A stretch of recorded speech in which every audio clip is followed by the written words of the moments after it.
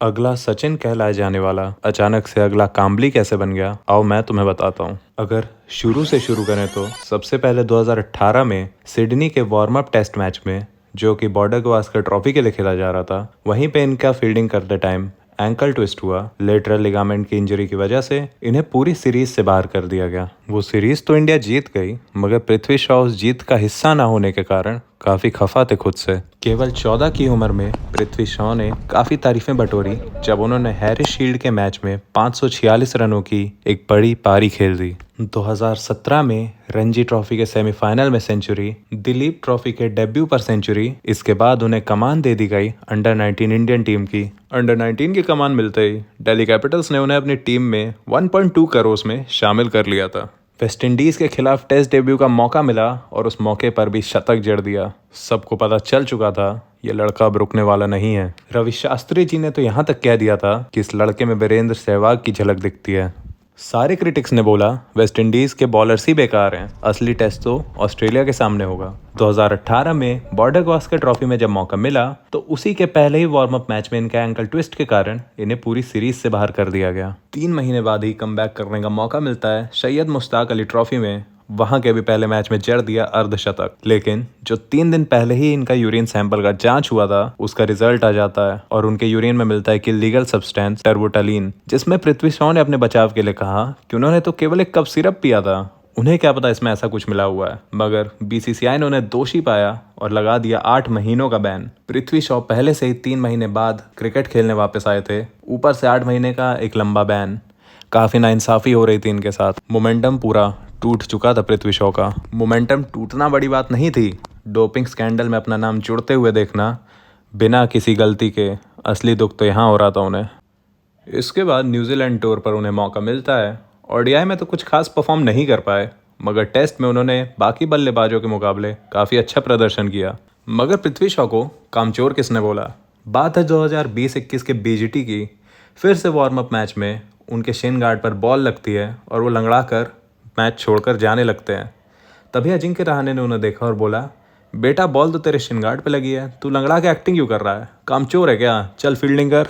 यहाँ से पृथ्वी शॉ की इमेज एक कामचोर वाली बन गई, जो कि उनके रेपुटेशन के लिए बहुत बेकार था। मगर अगर हम पृथ्वी शॉ के पॉइंट ऑफ व्यू से देखें, वो एक बच्चा ही है और एक बच्चे को पिछले बार भी वार्म अप मैच में चोट लगने के कारण पूरी सीरीज मिस करनी पड़ी थी, मगर इस बार वो एक गलती दोहराना नहीं चाहते थे, इसीलिए वो पहले ही ग्राउंड के बाहर जा रहे थे।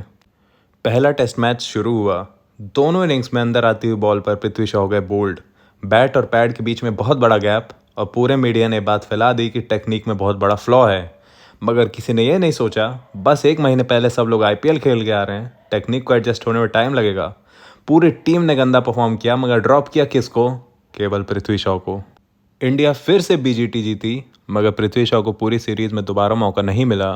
पृथ्वी शॉ खुश तो जरूर थे टीम के लिए, मगर खुद की नाकामी से फिर से नाराज थे। आप सोच रहे होंगे केवल एक मैच में ड्रॉप होने से किसी को क्या ही फर्क पड़ता होगा, मगर पृथ्वी शॉ बेहद अकेले थे। उन्हें कभी माँ का प्यार नहीं मिला। केवल 3 साल की उम्र में उनकी माँ गुजर गई और उन्हें इमोशनली कभी माँ का प्यार मिला ही नहीं। हाँ, केवल हम लड़के ही समझ सकते हैं कि माँ का प्यार होता क्या है। इसके बाद फिर से विजय हजारे ट्रॉफी हुई, उसमें 8 इनिंग्स में 850 से ज़्यादा रन, बहुत ही तगड़ा कमबैक। 4 साल बाद अपनी कप्तानी में मुंबई को विजय हजारे ट्रॉफी जिताई। उसके बाद आईपीएल फिर से शुरू हुआ और यही वो आईपीएल था जहां पर उन्होंने लगातार 6 चौके मारे। आईपीएल में अच्छे परफॉर्मेंस के बाद उन्हें अब श्रीलंका के सामने ओडीआई में मौका मिला, मगर ओडीआई में फिर से एवरेज परफॉर्म करने के बाद जब टी20 में डेब्यू की बारी आई तो पहली बॉल पे ही गोल्डन डक हो गए। आईपीएल 2021 के अच्छे परफॉर्मेंस के बाद उन्हें आईपीएल 2022 में डीसी ने फिर से रिटेन किया, मगर जब यो टेस्ट का रिजल्ट आया तो उसमें वो फेल कर गए। सबको लगा था अभी केवल 21-22 साल का लड़का है, फिर से इसे इंडियन टीम में मौका ज़रूर मिलेगा, मगर उसके बाद उन्होंने एक भी इंडिया का मैच नहीं खेला। इसके बाद आता है पृथ्वी शॉ के करियर का सबसे डार्केस्ट फेस। बात है 2022 के फरवरी की। बैरल बेंशन क्लब मुंबई में एक पार्टी के बाद पृथ्वी शॉ से जब एक लड़की और उनके दोस्तों ने सेल्फी मांगी, दूसरी बार मना करने पर वो लड़की और उनके दोस्त बेसबॉल बैट से पृथ्वी शॉ के दोस्त की BMW पर हमला कर देते हैं, 50,000 रुपये की मांग करते हैं और 10 किलोमीटर तक उनका पीछा करते हैं। पुलिस उस लड़की को तो गिरफ्तार कर लेती है, मगर पृथ्वी शॉ का नाम दूसरी बार मीडिया उछाल देती है। पहली बार इलीगल सब्सटेंस पाए जाने के लिए, दूसरी बार तो एक लड़की के साथ हाथापाई करने के लिए। दिल्ली के कोच आमरे ने तो यहाँ तक कह दिया कि 23 की उम्र में पृथ्वी शॉ 30-40 करोड़ पहले ही कमा चुका है, अब ये शोहरत उसे क्रिकेट से दूर कहीं और लेकर जा रही है। फिर से आईपीएल शुरू होने वाला था। रिकी पॉन्टिंग ने पहले ही बोल दिया कि इस बार हमें असली पृथ्वी शॉ देखने को मिलेंगे। अरे यार, अब बंदा परफॉर्म कर दे उसके बाद तारीफ करो, पहले ये सब बोल के प्रेशर क्यों बढ़ाते हो। ऐसा ही पृथ्वी शॉ के साथ हुआ। 6 मैच खराब परफॉर्मेंस के बाद उन्हें टीम से ड्रॉप कर दिया गया। इसके बाद फॉरेन कंडीशंस में काउंटी क्रिकेट में काफ़ी अच्छे रिकॉर्ड्स बनाए, मगर फिर से उन्हें नी इंजरी हो गई और इस बार तो डोमेस्टिक क्रिकेट भी छोड़ना पड़ गया। यहाँ तक कि करियर में कहीं पर भी किस्मत ने पृथ्वी शॉ का साथ नहीं दिया। कभी यूरिन सैंपल में इलीगल सब्सटेंस, कभी लड़की के साथ हाथापाई और इंजरीज का बार बार होना। यही नहीं, पृथ्वी शॉ को तो रणजी ट्रॉफी में भी मुंबई ने ड्रॉप कर दिया उनके डिसिप्लिन पर सवाल उठाते हुए।